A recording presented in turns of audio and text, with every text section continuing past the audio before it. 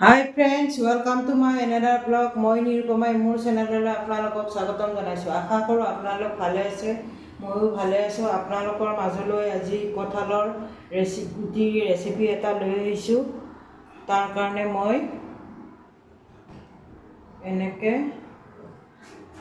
মই কঁঠাল গুটি ইয়াতে মই ভৰাই লৈছোঁ। কুকাৰত মই অকণমান হুইচেল দিব লাগিব। কঁঠাল গুটি আৰু আলু এনেকৈ মই এইটো উঠাই দিছোঁ।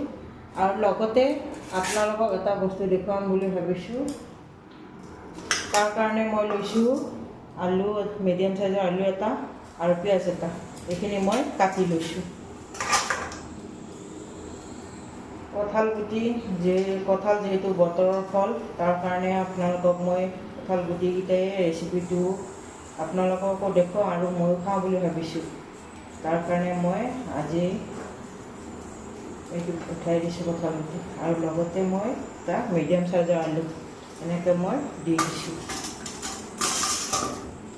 এইটো প্ৰথমতে কাটি ল'ব লাগিব, বাকলি গুচাই ল'ব লাগিব।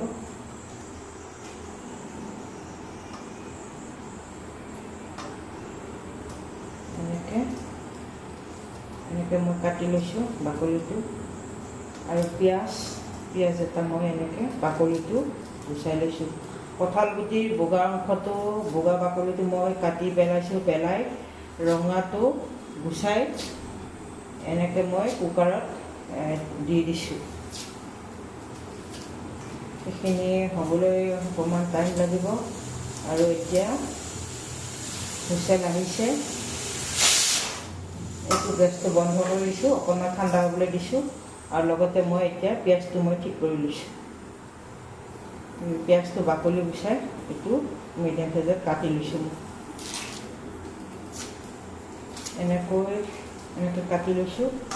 আৰু লগতে কালি এখেতে ধনিয়া আনিছে। এই তিনিটা ডালত এই অকণমানি এই ডালটোত 5 টকা। এই ডালটোত চাওক, এই ডালটোত 5 টকা। এনেকুৱা দুটা আনিছে 10 টকা দি। ধনিয়া পাবলৈ নাইকিয়া হৈছে, তাৰ কাৰণে। আৰু লগতে মই এইখিনি ধনিয়াখিনি মই এনেকৈ কাটি লৈছোঁ, মিহি মিহিকৈ এনেকৈ কাটি লৈছোঁ।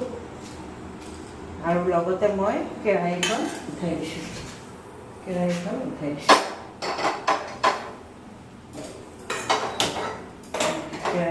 দিলোঁ। এইটো ঠাণ্ডা হ'বলৈ দিছোঁ, তলত থৈছোঁ অকণমান।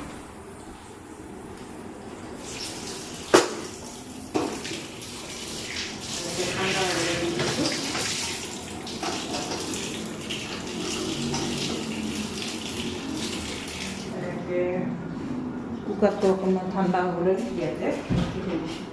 আৰু লগতে মই এতিয়া দিব লাগিব ইয়াতে অকণমান তেল। এনেকৈ তেল অকণমান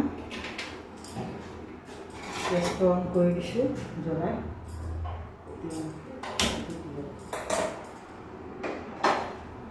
এনেকৈ দি দিছোঁ কেৰাহীখনত। আৰু পিঁয়াজটো মই এনেকৈ কাটিছোঁ।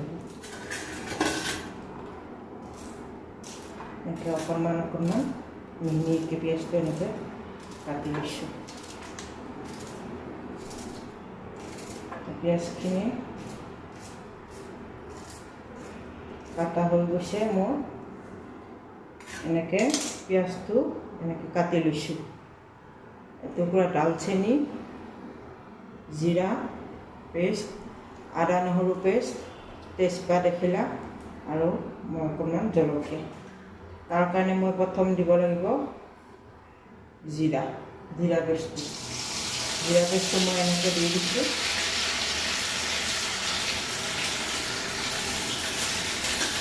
পিঁয়াজটো মই দি দিছোঁ, দালচেনি এটুকুৰা দি দিছোঁ, আদা নহৰু পেষ্ট দি দিছোঁ। এইখিনি মই এনেকৈ ভালকৈ লৰাই ল'ম। ৰঙচুৱা হোৱালৈকে এইখিনি ভাজি ল'ব লাগিব।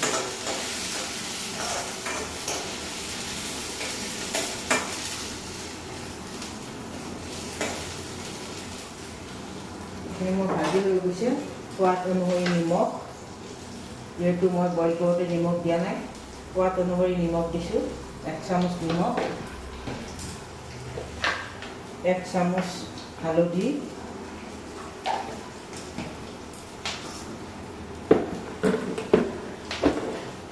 আৰু 1 চামুচ তেলেংগী মছলা, আৰু অকণমান কচু এনেকৈ মই দি দিছোঁ, আৰু এফালে তেজপাত। এইখিনি মই এনেকৈ ভালকৈ লৰাই দিছোঁ। এনেকৈ দি এতিয়া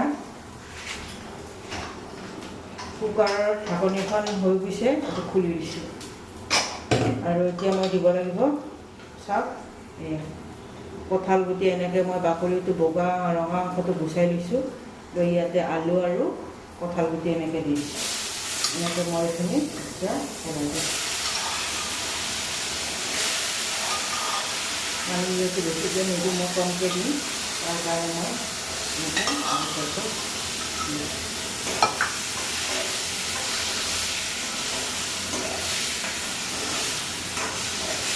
এতিয়া মই এইখিনি অকণমান ঢাকনি দিম, এনেকৈ ঢাকনি দিব লাগিব।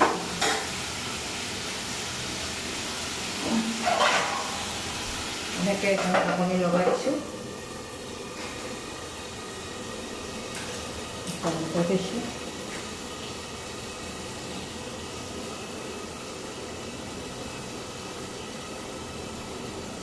আৰু এইটো চুই দিব লাগিব।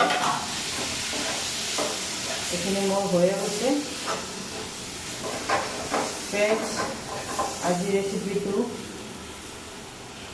কেনেকুৱা পালে, ভাল পালে like, comment, share and subscribe, লগতে কাষত থকা বেলটো টিপিবলৈ নাপাহৰিব। এনেকৈ ৰেচিপিবোৰ পাই থাকিবলৈ হ'লে কমেণ্ট ছেকশ্যনত কমেণ্ট কৰি জনাব। এতিয়া মই গেছটো অফ কৰি দিছোঁ, আৰু এইখিনি ধনিয়া পাতখিনি মই ইয়াতে পেলাই দিছোঁ।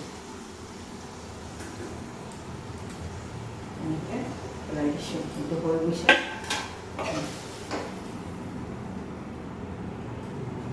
আৰু এটা মই কণ্টেইনাৰ লৈ লৈছোঁ।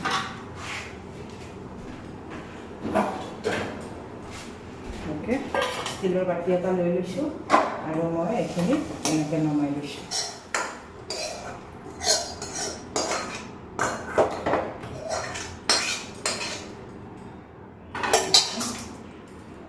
মই আৰু লগতে মই তেজপাতখিলা এনেকৈ পেলাই দিছোঁ।